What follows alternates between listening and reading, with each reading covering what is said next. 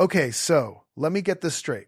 Trump, the self-proclaimed greatest deal maker alive, just got confronted by his own Republican senator about lying on Iran, hit with the War Powers Act by both chambers of Congress, torpedoed his party's housing bill, and is blaming Antifa for a $14 million renovation his team botched. One news cycle, 3 clips, 3 receipts, 0 excuses. I'm Donald Reed. If you're new here, hit subscribe because we do facts, not spin. Let's get into it. What has become a series of Trump setbacks today. Republicans say the president has been hurting his party's midterms chances. And that's a complaint that obviously is often lodged in private, or these sort of blind quotes, as they call them. But it burst into a direct confrontation today with Republican Bill Cassidy yelling, that's the word we're told, yelling at President Trump to his face about the faulty war, the tenuous Iran deal, the retiring senator recounting his side today. I stood and said, you have not told the American people what's going on. It was supposed to last 4 weeks. It's lasted 4 months. Our original objectives have not been achieved. He did not particularly care for my comments. Raised his voice. I lost my temper. I made it clear that I wasn't going to be bullied, and made it clear that I think we need answers. So you have, according to that account, 2 people yelling at each other.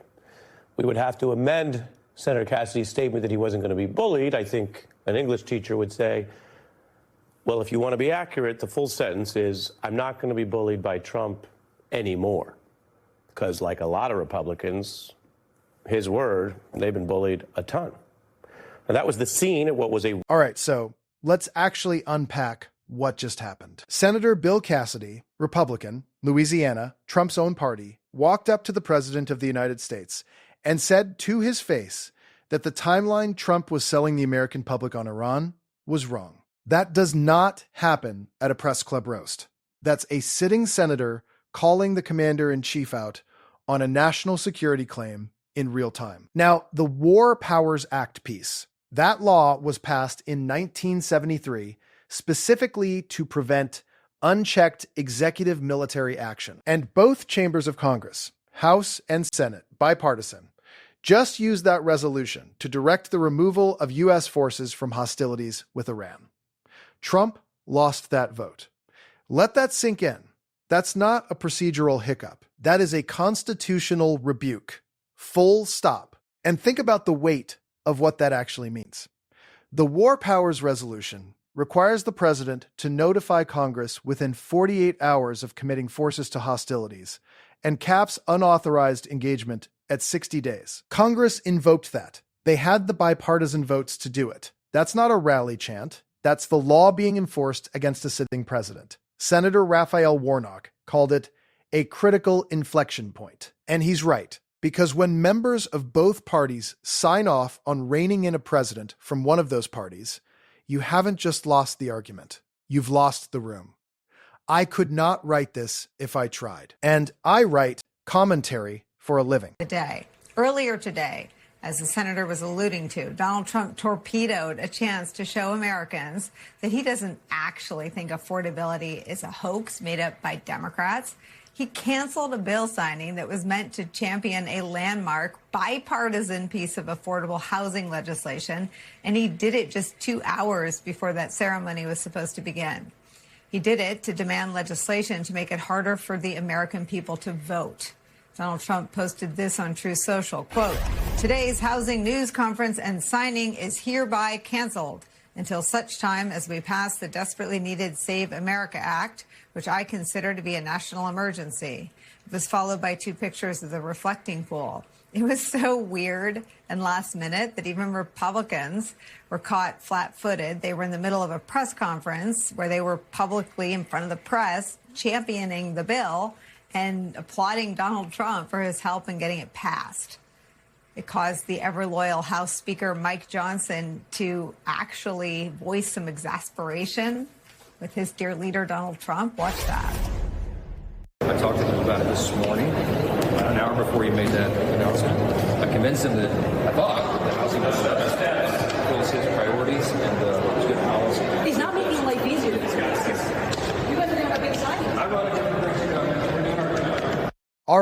Mike Johnson, Speaker of the House, third in line to the presidency, Trump's own congressional ally, just got visibly flat-footed at a press conference because Trump pulled the plug on a bipartisan affordable housing bill event, mid-event, to demand voting restrictions instead, publicly, in real time.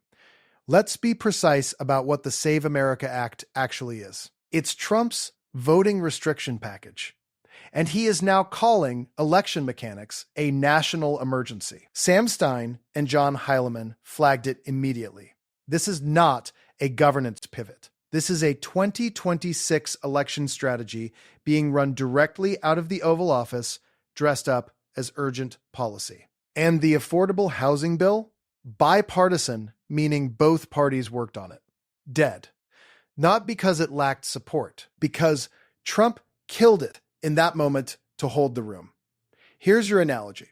Imagine your roommate cancels the lease negotiation you both spent weeks planning in the middle of the meeting to demand the building change its mail policy. The landlord is confused. You're humiliated, and you still don't have an apartment. That's what happened to Mike Johnson. That's what happened to every American who needed that housing legislation. And let's be honest about what this Save America Act play really signals. It's not just about one bill. Analysts covering this flagged it directly. Trump's strategy is to make 2026 entirely about election security because it's a base activation issue. But the cost of that strategy is real legislation, real constituents, and real congressional allies getting sacrificed at the altar of the campaign. The Speaker of the House got played by the president he supports. And the people who needed affordable housing got nothing. Rushed renovation and his $14 million pool liner couldn't last 3 weeks. As for Trump's lame excuses, so-called vandalism without any evidence, and the now 6 arrests, again without any evidence of vandalism.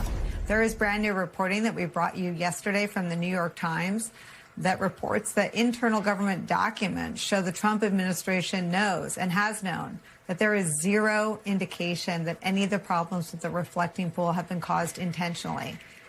But Donald Trump's lies about vandals are still out there because he needs some sort of explanation, even if it's untrue, as to why his liner was seen floating on the surface in chunks, mixed in with the algae that returned, which Trump also blamed on algae vandals. I want to bring in our reporter, Ariel Hickson, who joins us now from the reflecting pool. John is still with us.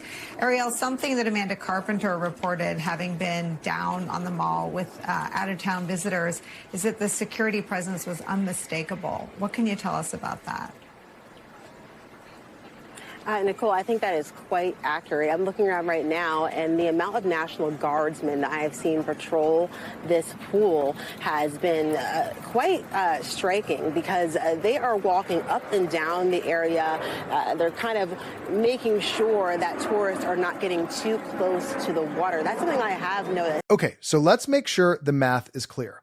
The Trump administration rushed a $14 million renovation of the Lincoln Memorial Reflecting Pool. The liner failed.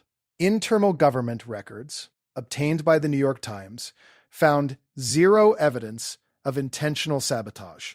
Zero. No Antifa, no vandals, no conspiracy. A botched job. Trump went out and blamed Antifa vandals on camera, after his own government's internal reports already cleared them. That's not a misread. That's not confusion. That is a calculated lie delivered in public, pointing at a scapegoat that his administration's own records had already exonerated. Senator Tom Tillis, Republican, was venting frustration out loud. John Heilemann was on air mocking the security apparatus they deployed around a failing pool liner. They put security on a reflecting pool because the pool doesn't work. Because $14 million went somewhere and the water still can't stay in.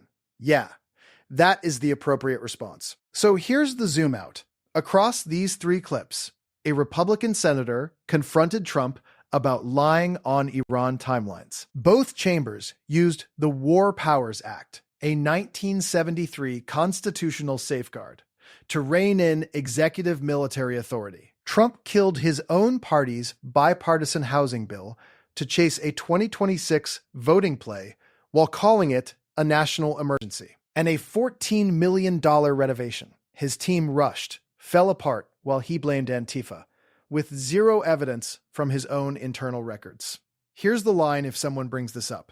Trump is not losing to his opponents. He is losing to his own record. The senator who confronted him is in his party. The war powers vote was bipartisan. The housing bill was his party's legislation, and the failed pool liner was his administration's project.